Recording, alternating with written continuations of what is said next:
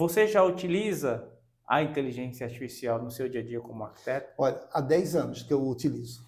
É pouco tempo, né? Uhum. E eu falo para você, todo dia, como eu falei logo no começo da entrevista, todo dia surge uma nova maneira, uma nova inteligência. Nós estamos vivendo hoje numa revolução tecnológica.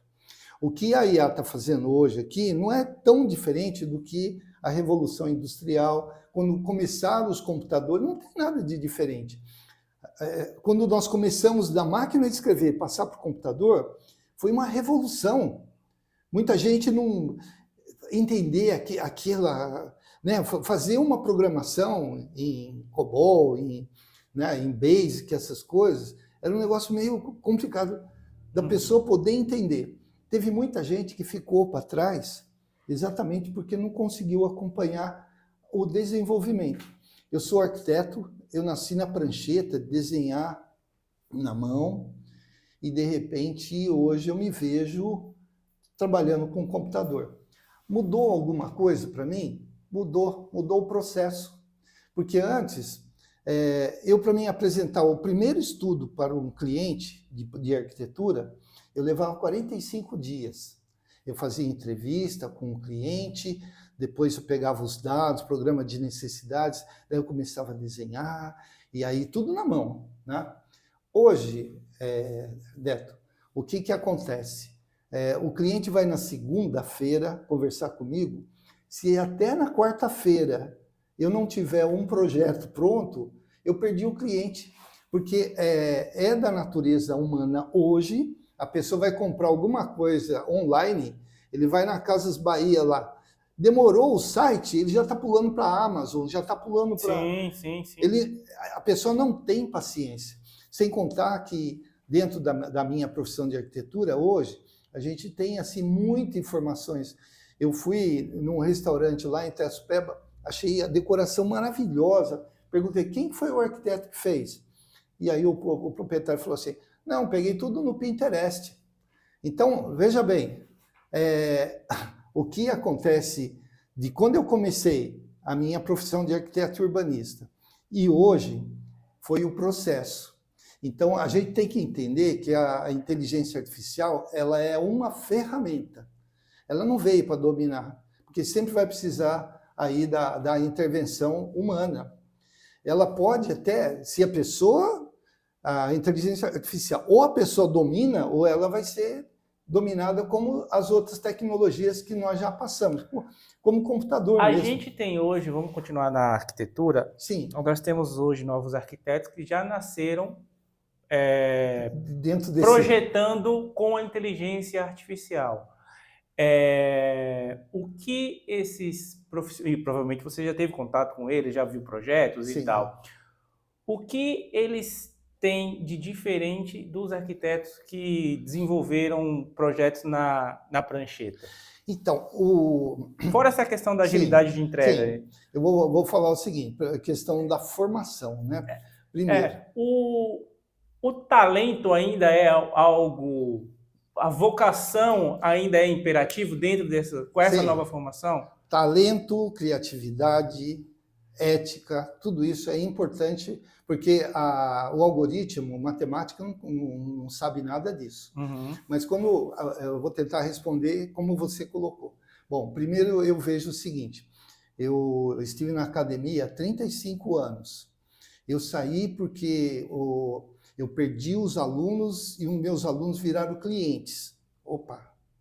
Do tipo assim, você dá uma nota ruim, no dia seguinte você está se justificando para o seu superior por que você deu a nota ruim.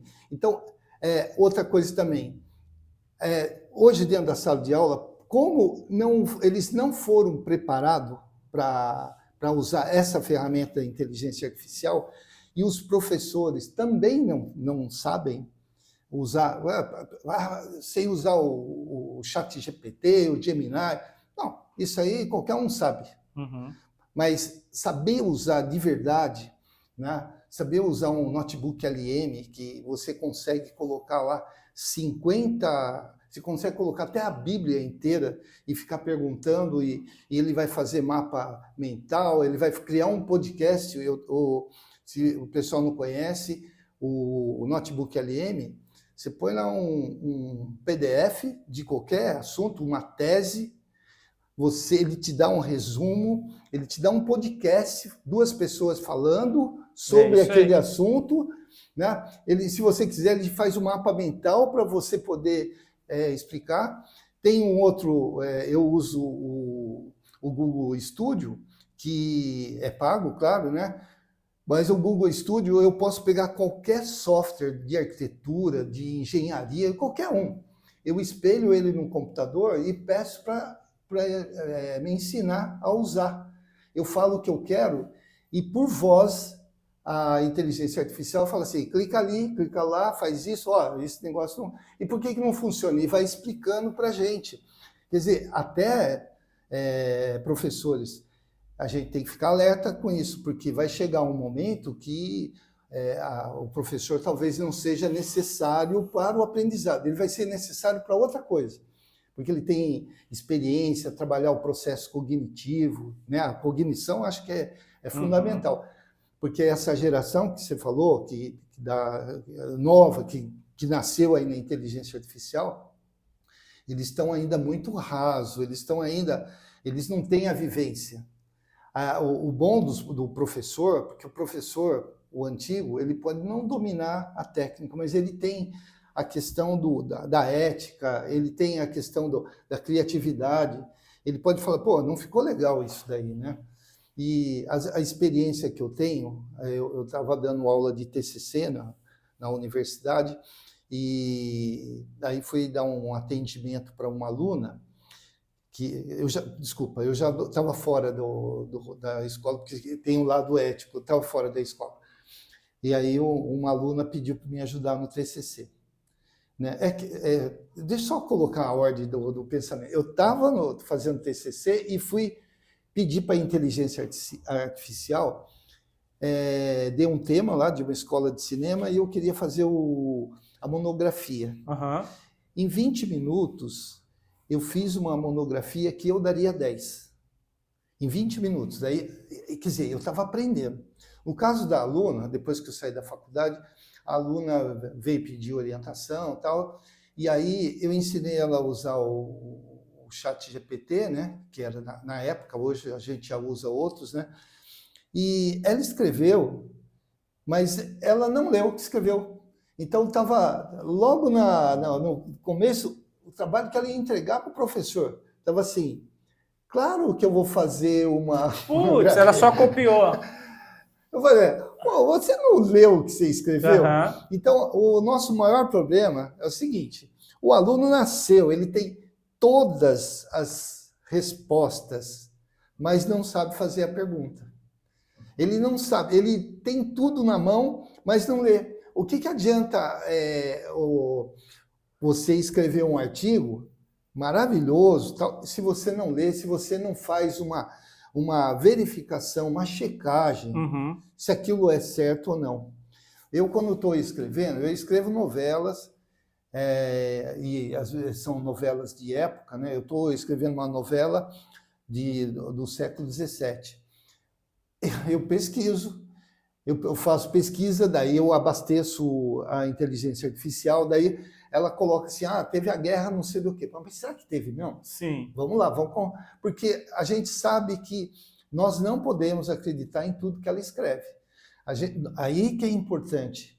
Nós temos que usar a inteligência artificial como ferramenta, não como, escreve lá e deixa. Né? Entendi. Então, o objetivo é bem esse daí. Né?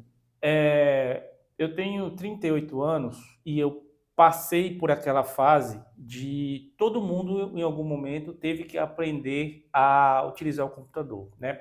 Existiam, para quem é mais novo, existia uma coisa chamada curso de computação. Você ia para aprender a utilizar o Word, Excel, PowerPoint, ferramentas do Windows, quando os computadores começaram a se popularizar e entrar nas casas das pessoas. Era algo que todo mundo tinha que fazer, independente da profissão, independente da carreira, tinha que fazer porque entendeu que aquilo era o próximo passo na evolução profissional das pessoas. Assim como Sim. antes teve a datilografia, né? Aham. A gente já está vivendo um momento em que todo profissional vai ter que aprender alguma coisa de inteligência artificial. Nós estamos vivendo a questão do mercado de trabalho assim. Quem dominar e entender inteligência artificial não pode ser qualquer profissão, não vai acabar as profissões, Uhum. né? Mas ele vai ter mais agilidade. Quando eu contei a história da prancheta e eu fazendo atendimento hoje eu estava falando de 2 dias, mas hoje com a inteligência artificial eu consigo fazer o mesmo projeto em questão de horas, ou às vezes até minutos, né? Então, ó, veja bem, eu sendo mais ágil, eu vou estar concorrendo melhor. Teve um caso, olha, sou arquiteto, tá? Mas eu fui escrever uma peça jurídica para um amigo Sim. e eu usei inteligência artificial, tem uns macetes, né, para a maneira como a gente pergunta, e aí o advogado falou assim, nossa, você já pode tirar o OAB, porque ele ficou impressionado a qualidade. Mas veja bem, o que a inteligência fez? Ela pegou os modelos que existem dentro de algum banco de dados, o que ela aprendeu, e ela trouxe e compilou e fez de acordo com a pergunta que eu fiz.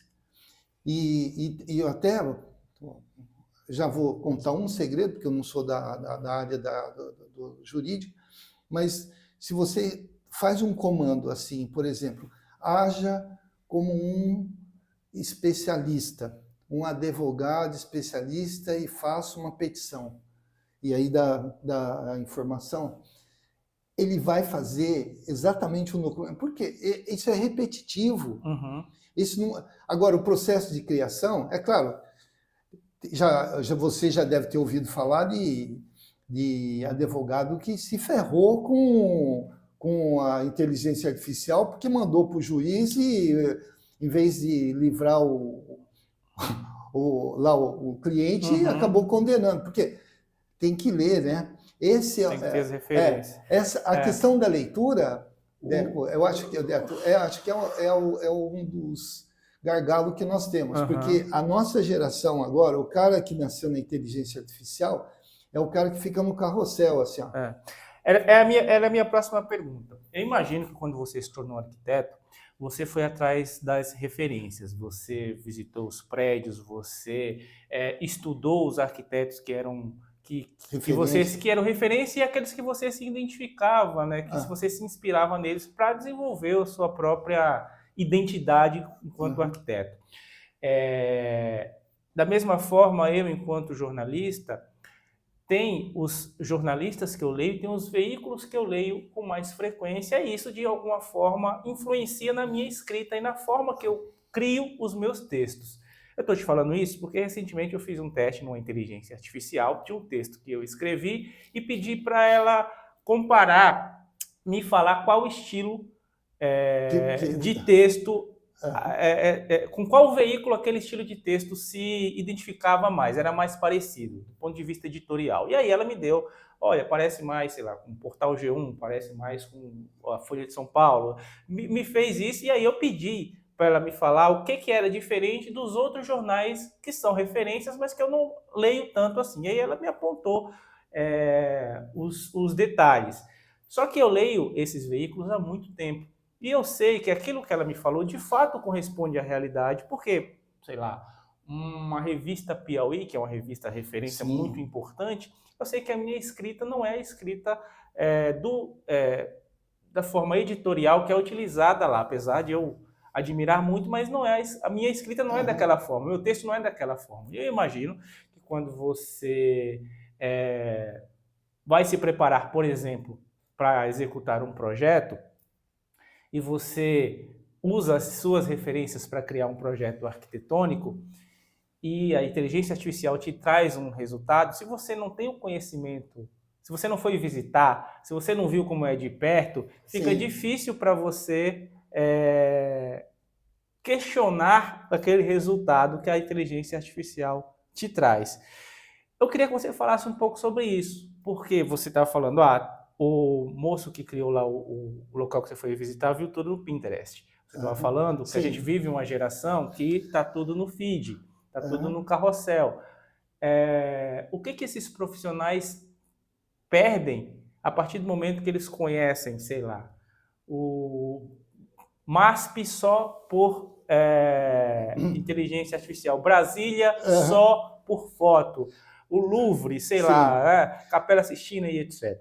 Olha, eu vou falar da minha profissão, então, Uhum, né?